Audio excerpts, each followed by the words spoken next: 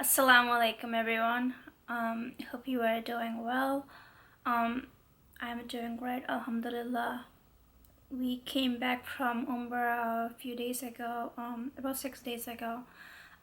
It was amazing. It was everything and even better than everything that we hoped for or asked for. It went amazing, beyond our expectation. Well, at least mine. I could not have asked for anything better. The group that we went with, they were amazing.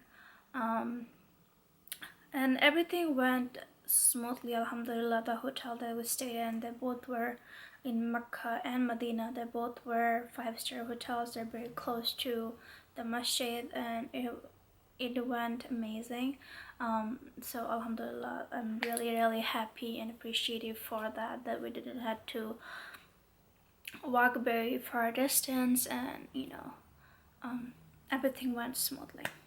So now I'm gonna go through all the logistic and all the details of our trip.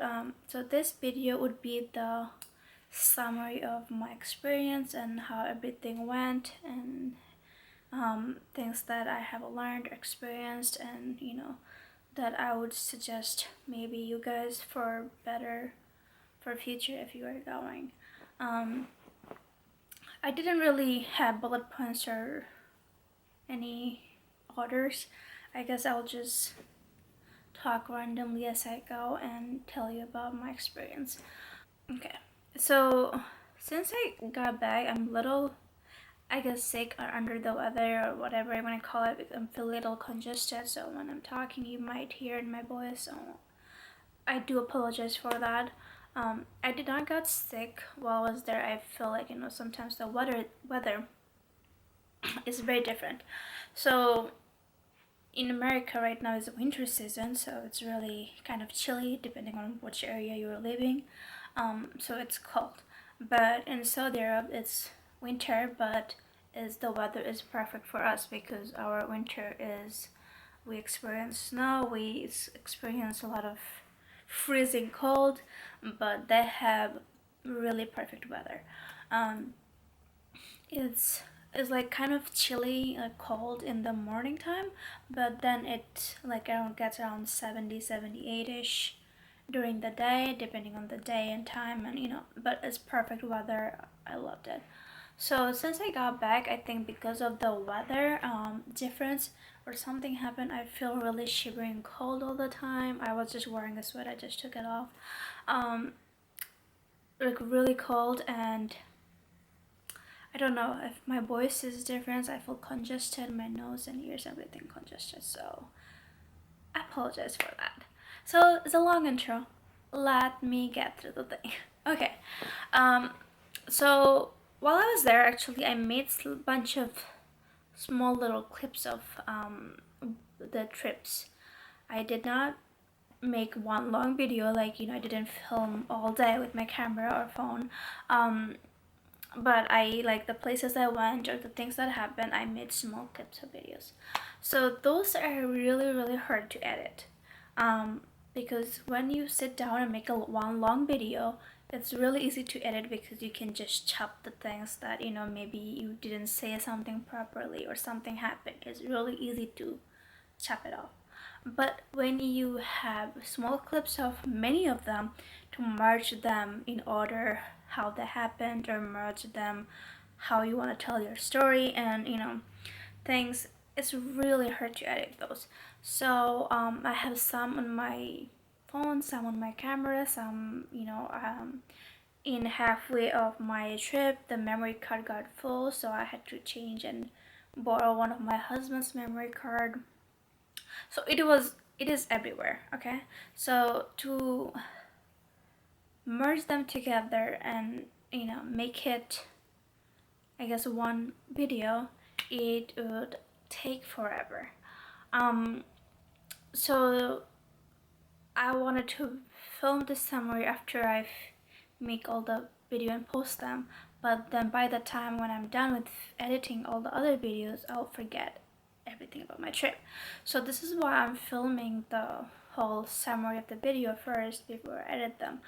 But I think I'm gonna post this video after I post all the clips of my other trip videos. So just be patient and it'll get through it. And I'm sorry if you feel they're too, long or they're not perfect, because also one other thing that I didn't really film everything because some things are, I guess, I wanted to have private moment because you always don't want to put camera in everything, so I didn't get to film everything, and I did film like lyric clips of here and there. I was just trying to enjoy the time while I was there.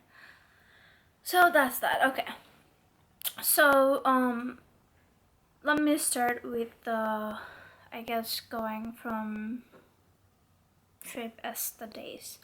So we left here to the airport in New York, JFK. We left on Thursday night, 4 am-ish, I think, or 3 o'clock. Got there on Friday morning. In New York, we prayed Jummah on Friday there. Then I saw my relatives. My husband saw his relatives, and then our flight was on Saturday. So after Saturday, we hold on, let me get to the itinerary. This is why I have my phone with me, so I can really they actually emailed us the itinerary of the days, what happening, so I can exactly tell you what happened, because I don't have everything memorized. So that so we flew Egypt Airlines. So we landed, I guess, so our flight actually, I think, delayed a little bit, probably an hour, I think, not sure. So flight happened. We got there to our airport like really early. So us being Bengalis, we're always late, to things. But my husband, he's always early to everything. So we got to airport probably 4 hours early, 4 and 5 hours early probably. So there barely anyone on the line. Even the counters didn't even open yet, the check-in counters. So we were just standing and waiting, and there are very few people on the line. So we got through that, we got to security, and we were so bored. But I get to walk around to different stores, how airport has the gift shops and all the luxury perfume stores, makeup stores, and everything. So I walked around. Also, that was my first time actually walking around to different stores, because every time I fly with my family, we barely make it to our plane. So we were also joking about this while we were waiting on the line with me and my brother, to my husband, that this is way too early, and I was just feeling anxious, just like, I'm so bored and we're too early, and yeah. Anyway, so we got to our plane. We got to Cairo. We were there 4 hours roughly, and what happened was, when we landed to Cairo, they took us to a different part of the terminals. That's what the flight from Cairo to Medina.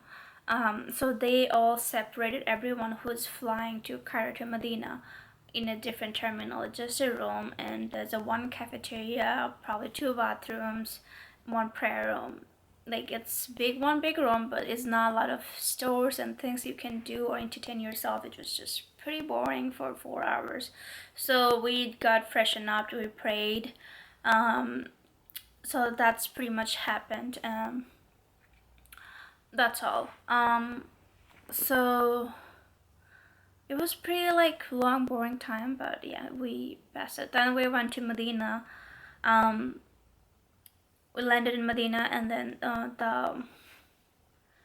our group, I guess the agency that we went to, they came and picked us up from the airport to the hotel. There were 3 buses. they came and took us and dropped us to the hotel. The hotel was beautiful. It's so nice. The first reaction, when you walked in, they had like a juice, glasses of juice to everyone.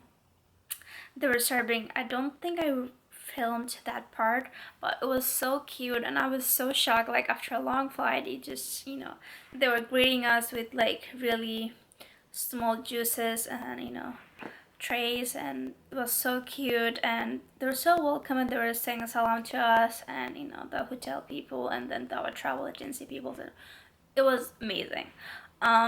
So all the women were gifted as a pyramid, and all the men got ihrams as a gift from our travel agency.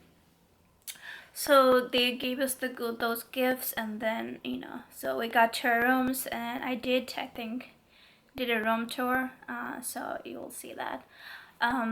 So that happened, and then we got, I think, changed, and then it was around what time we got to hotels? Probably 10 o'clock, 10, 11, I think we got to our hotels, and then we went out to get snack and exchange our monies to real. So we went to exchange store, got some money, and then we went to get some food. The store that we went for food was is of course halal food. All the meats are halal. When we live in a Western country that you can't really have halal food all the time, it's like your mind is like psychologically,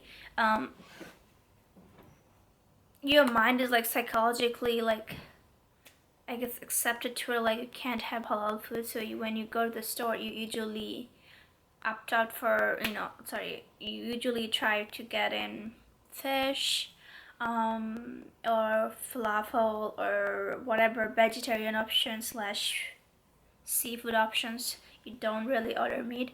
So that same thing happened when I went to the store to order food. I'm just like, oh, I will just get the shrimp dish, whatever that was, and falafel. And my husband was just like, really? Like now you can have all the halal meat and you want shrimp and falafel? Ordered meat. So it was delicious. Like I ate so much meat in this trip. It was amazing. So after that we went to sleep. The next day we woke up, and then we went to Fajr, and after Fajr it was beautiful. The Medina, first side of Medina is so amazing.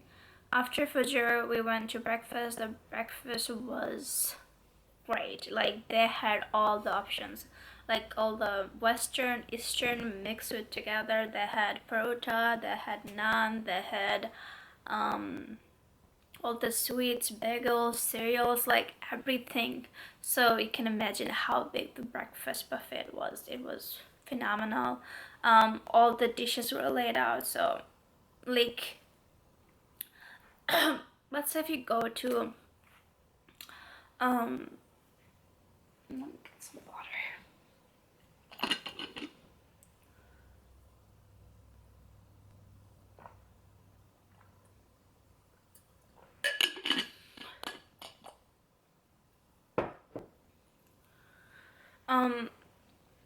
So let's say if you're in Bangladesh and you go to a restaurant for breakfast, what do you get? You could probably get parota, some dal, things like that.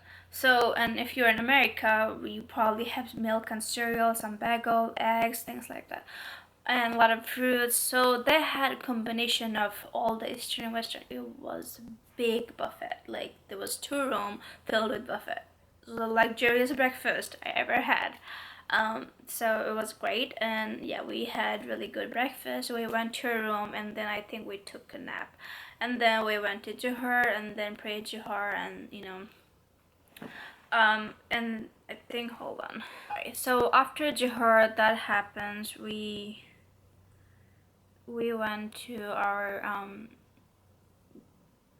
we got lunch, and we, I think, shopped around and looked around for a little bit, and then we freshened up, and then we prayed Asr. That was the first meeting we happened with the group, and then the first lecture, it happened with the Yasir Qadir. So then after that, we prayed Maghrib, and then after Maghrib, I think we got dinner, and then we had prayed Isha, and after Isha, that's when they took all the women from the group and they took them to the Masjid al-Nabawi to the tour of the Rada. That's where our Prophet is, Prophet's grave, and prayed 2 rakat between the grave and the mimbar. I don't know what's the area name, but that's where we prayed 2 rakat. It was really hard to get in. We were stayed up until uh, until like I think 12 midnight. So it was really hard to get in, but we stayed and we got it. So that's happened on that's Monday. Okay. And Tuesday. Okay. So Tuesday we prayed Fajr. After the Fajr we had breakfast, and then after breakfast they took us to tour. We went to of Kuba, Masjid al Qiblatin. I think that was the first masjid was built in Medina, and then Uhud. That's where I think the battle happened, the war. So that was the that tour. More that happened in the morning. I think I do have pictures and clips of those. So I'll put them. Then we then we came back before Johor, and then we went to the mosque and prayed Johor, and then after Johor we had lunch and probably we rest up a little bit, and then we went to pray Asr. After Asr, there's a lecture again. Then after Isha, there was a tour of the Masjid al-Nabawi. So they gave us a walking tour of where everything happened, where was the you know like graves things, and what the Baki I think called. That's where all the Prophet's daughters are buried. So everything they showed us around. So that happened on Tuesday at night after Isha. I'm sorry, I'm just keep looking down because I have my phone here, and I'm looking through that. Okay. Then we are on Wednesday, which we prayed Fajr together, and then after Fajr, we had a guided tour of Jannatul Baqi for brothers, and then for nothing usually happened for sisters. There was a museum tour that happened that day too, but we were so tired, we missed it. We missed Fajr that morning. We missed the tour and the Jannatul Baqi. We missed the museum tour, so they went to a museum. And yeah, we missed that. So, but that day I think there was also a lecture that happened. There was a conference lecture, which is happened all the tours that went to the same travel agency, all the sheikhs, they all got together, and there was a big conference. Everything, all the lectures happened that day. Then now we are on Thursday. Thursday we prayed Fajr together, and then we prayed Johor, and then after Johor we changed our ihram and we had to Makkah. So we they loaded the bus, and then we headed to Makkah. We stopped around 2.5 hours. The bus ride from Medina to Makkah is about roughly 5 hours. So they stopped between, like in the middle.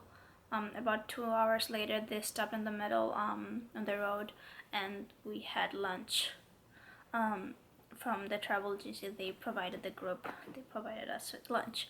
The lunch was really cute. We they had all the carpets on the floor, like the big rugs and all the carpets on the floor, and they gave us fries and chicken nuggets, and then tea and cokes and a lot of cookies and things. So we just sat on the floor, and it was really cute. And you know how sitting on the floor and eating is like sunnah, so it was really cute to sit all together and eat together. So they had a bunch of carpets on the floor. So how when we travel to different states, there is I guess stop, like rest stop. So where the rest stop is, there's restaurants, there's a bathroom and things like that. So that's like one of the rest stop there, but there was like other cars and trucks and parked where we going to the bathroom. But I didn't really go inside to see what's there because I didn't really have to. I didn't really need to use the bathroom, so I didn't go inside the building. But where the cars are parked, there's like grass area. That's where the carpets were put in, and that's where we sat down and eat together. So before we left from Medina, they took our luggages, and the luggages should have arrived before we got to hotel in Mecca. But when we went to Mecca, we got into our hotel. Unfortunately, our luggage did not make it on time. They should have been there before us, but they didn't. So after that, we gone and checked into our hotel. We went to Masjid al-Haram and we did our Umrah. After we came back from Umrah, we still didn't get our luggage, so we went and got we showered, and then we got dinner, and then came back, and then like our luggage did not made it there until I think around 12, I think until 1 or 2 a.m. in the morning actually. And we checked into our hotel around 10 p.m. I think, or 9:30 p.m. So the luggages were delayed, and but it is what it is. I guess they said that the truck that was taking our luggages got stopped by the security, and then they had to check through other stuff, and it was delayed. So the hotel that we stayed in Medina was really luxurious hotel. Is the Club Farmant Clock Tower. Royal Clock Tower is the tallest building in Saudi Arabia. Is I think the third tallest building in the world. It's really tall. So that's really near to the mosque. You can just walk like 2 minutes and get to the mosque. But the crowds and all the people, so pushing all these people and getting in. Well, not really pushing, but getting pushed by other people. But get to the mosque. It at least takes 10-15 minutes. So after Fajr we had breakfast on Friday. Then we did freshen up and then head out for Jummah. We got, I think, hour and a half early. We left for Jummah and to get a place in the mosque, but it was so crowded. I think everyone wanted to pray, and like praying Jummah in Masjid al-Haram is just such a blessing, and everyone was there. I recorded some parts, but you can see the crowd was intense, and we did not really got any space in the mosque. We had to go all the way up to the rooftop. That's where we prayed. It was like sunny and it wasn't really comfortable, but as long as our prayer got accepted, it doesn't matter. It's not there for comfort. So it is what it is. Then after Jummah, there was a lecture after Asr that happened again at the Asr Qadir, and I think that's all that happened on Friday. For Saturday, that's when they had tour of the Jabal al-Nur, who was like was the mountain and the cave here. That's where I guess Jibril first came down to talk to a prophet. So they showed us that, and then that's where they put stone on the shaitan. and then something else.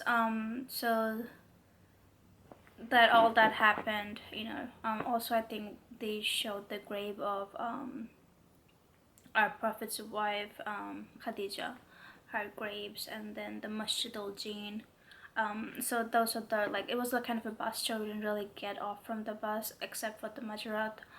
It was just a bus tour. They just showed us different places in Medina. So it was really nice to get to see everything, because you don't have to go to Majarat if you're just going for Umrah. Only you get to go if you're going for a Hajj. So it was nice to get how they are to see it. So like, how the tents are there in Majarat, it was really nice. So I think I have a little clip of that, so I will put it on my other, the series of video that I film. I mean, I'm going to edit and post it, but yeah. Then the same day after Asr, we did have a lectures again. So on Sunday, we had breakfast, and then after breakfast there was a museum, the Quran exhibit museum tour, which we didn't go because we were really exhausted, so we didn't go to that. And then there was lectures. We went to the lecture. It was a conference lecture. We went to that, and then after that day, actually, we had to also on Saturday night, after the lectures, after Asr, we had a dinner, which was located in Arafat, mountain of Arafat. They did a complimentary dinner for us. It was amazing. The setup was so nice. It was carpet, and then they took chairs. Like, how is like luxurious wedding actually happens? So much dessert options, so much food, so much. It was really nice. A luxury dinner. So that happened, and then we got to get top of the Arafat mountain and see. So I do have a video clips of that. And then on Sunday, we had breakfast. It was actually the last day for us. We had breakfast, and then we had a conference that day after Asr. That happened. Was the last conference. And then we got ready, and then we head to the airport around 10 o'clock. But the experience at the airport was crazy. The people, there were so many people. We had to push through and get to the checking lines. It was crazy. But before that, when they dropped us off at the airport, they gave us complimentary Zamzam water for everyone, so that was really sweet for them. We didn't have to buy it. Like, you can buy Zamzam water from the airport, but we didn't have to buy it, so we got them for free, and it was really sweet. So that's the wrap up of the whole trip. But now I'm gonna share my experience. It was amazing. The word can describe it. It was that good. It was so educational. They showed us different parts and different like historical locations, and they explained what happened, and it was amazing. So the thing that we went with the group, and we went with a scholar who can tell us everything in detail and have a lecture every day. It's a really great opportunity, and I recommend everyone, if you're going for the first time and you want this journey to be educational, go with the really good known scholar that you can learn from it.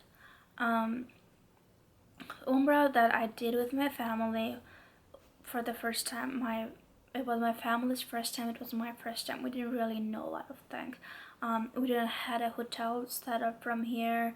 It was not, everything was not planned. So when we went there, it was just like we're going with the flow. We had to find a hotel. It was not a really good hotel because with the last minute all the hotels are nearby were booked, so we had to find a hotel far away. Had like about 10-15 minutes of walk, but when it's a crowd it's like really hectic. Also the hotel service was not the cleanest, and it was, we had to do with what we had, and we didn't have a transportation set up, so someone who dropped us off that hotel from to the airport, we missed our flight because we were actually not late. We were like 3 hours early, but we were traveling with Saudi Airlines then. And I think Saudi Airlines usually leave a little earlier on time, so also we did not do online checking beforehand, so I don't know, for whatever reason we flight left us 3 hours ahead of time. So we missed our flight, and then we had to stay extra, I think a day or two, and then get a next flight, and it was hectic. It was crazy. It was like, we didn't get to sit peacefully and pray because we didn't have a secure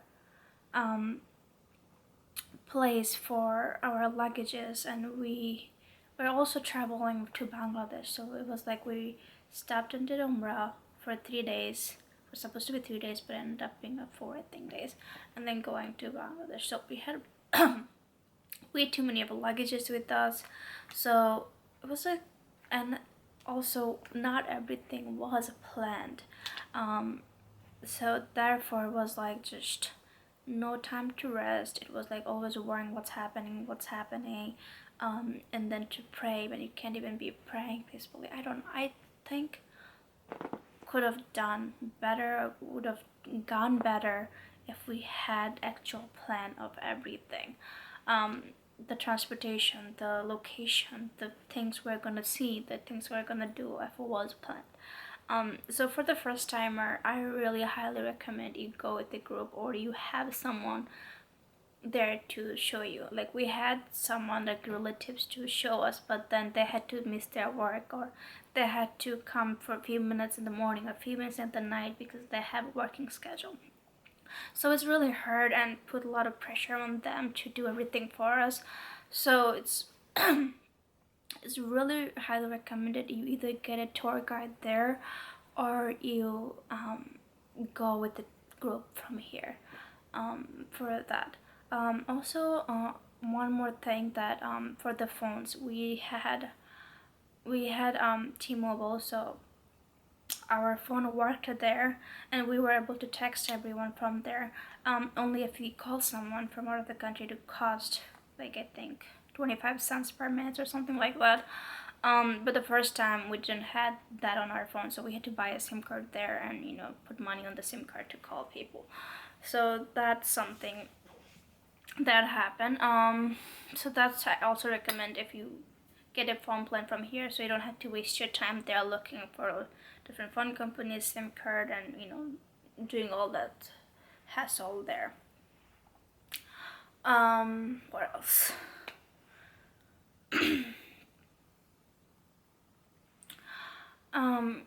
So yeah, so go with someone phone planned, just basically things like that. Just I would recommend, have a plan, have things done, be set up, be prepared from ahead of time. Of course, it's out of the country, so this is why you need to have research done as you would have for anywhere else, so you can enjoy the time instead of worrying and try to figure things out. Because when you are there, when you are in the house of Allah, you should be worshipping Allah, and this is the only reason you're here for. So just pay attention, just sit down, just concentrate your mind and your conscious and your heart to Allah. You don't need to worry about every other thing that's surrounded, where you should go lunch, where you should eat.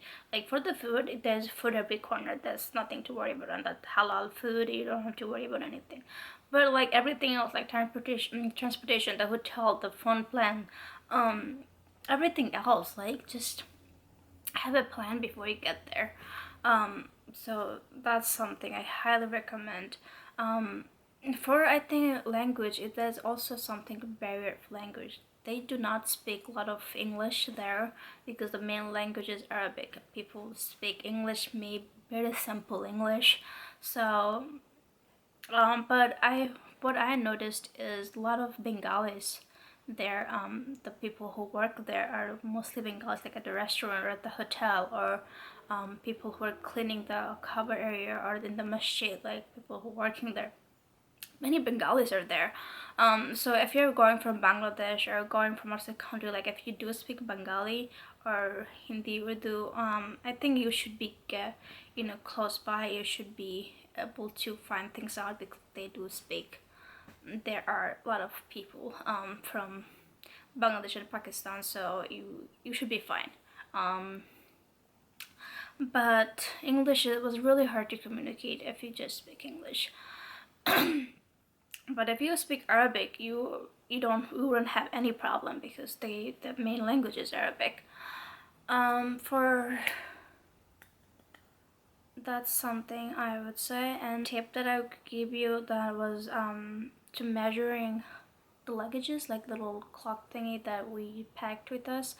Have those one up with you because you're definitely go when after you go there, you're gonna shop around and you need to make sure that your luggage is under the weight it's supposed to be and not overpack, because if you overpack you have to pay extra, you know and for the luggage. And so you just have to maximize your time and you don't have to worry about that. So you should just have that with you to weigh your luggage. And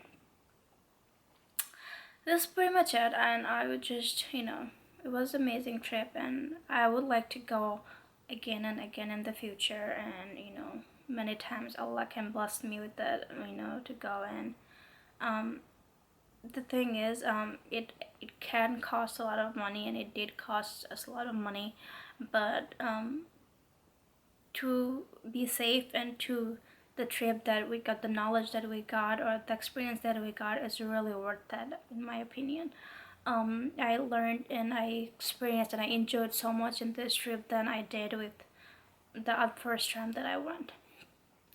So that's pretty much it, and I hope you enjoyed my other videos and clips, and I will try my best to edit them soon as I can. And thank you so much for everyone for watching, and have a blessed day. Allah Hafiz.